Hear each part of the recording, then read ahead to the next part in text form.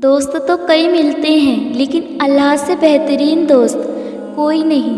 वो ऐसा दोस्त है जो बगैर कहे ही सब समझ जाता है, जिसको मनाने के लिए न लफ्ज़ों की ज़रूरत पड़ती है और न वजाहतों की, जो आँखों की नमी देखकर बता देता है कि मेरा बंदा रात भर नहीं सोया, जिसे लाख छुपा लो लेकिन फिर भी कुछ नहीं छुपता। मैं दोस्त नहीं बनाती थी तो सबसे पहले मेरी दोस्ती अल्लाह से ही हुई। वही आज भी दोस्त है मेरा। ना उससे बात किए बगैर गुजारा होता है, न उसे सुने बगैर। और सबसे ख़ास बात ये है कि ना कोई उसकी मुझसे मोहब्बत समझ सकता है और ना कोई ये जान सकता है कि मेरे दिल में उसके लिए कितनी मोहब्बत है। कोई भी नहीं ये जान सकता कि कौन कौन सा वक्त हमसे मिलकर और कैसे गुजारा।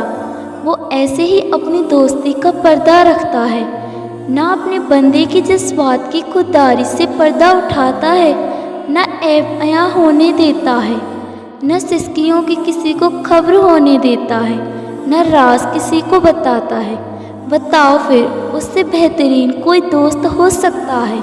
या उसके होते हुए तुम्हें किसी और की ज़रूरत पड़ सकती है? फिर वो वक्त भी आता है जब हम दुनिया से लड़ना छोड़ देते हैं, जब हम अपने किरदार की वजाहतें नहीं देते और ना ही अपनी नीयत की पाकीज़गी दूसरों के सामने रखते हैं। अल्लाह सब जानता है। बस ये बात सोचकर हम इतना मजबूत हो जाते हैं कि लोगों की बातें तंग नहीं करती, फिर चाहे वो कितनी ही बुरी और झूठी क्यों ना हो।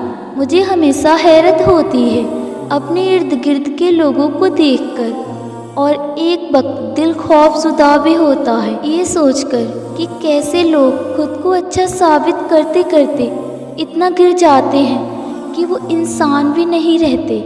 कैसे दूसरों के ऐबों को अया करके एक हंसते मुस्कुराते शख्स को वक्त से पहले ही मार दिया जाता है।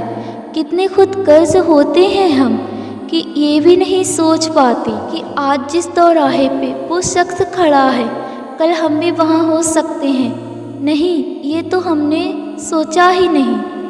हम तो अल्लाह से दुआ करते हैं बदले की, और फिर दूसरों को दुनिया के सामने जलील करके अल्लाह से उम्मीद रखते हैं कि वो हमारा पर्दा रख ले।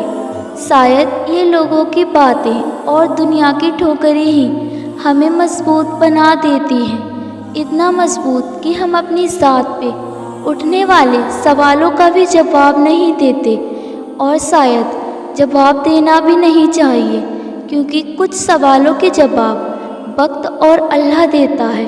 और फिर जब जवाब अर्श से उतरते हैं तो कोई दलील काम नहीं आती। फिर डरने का वक्त होता है।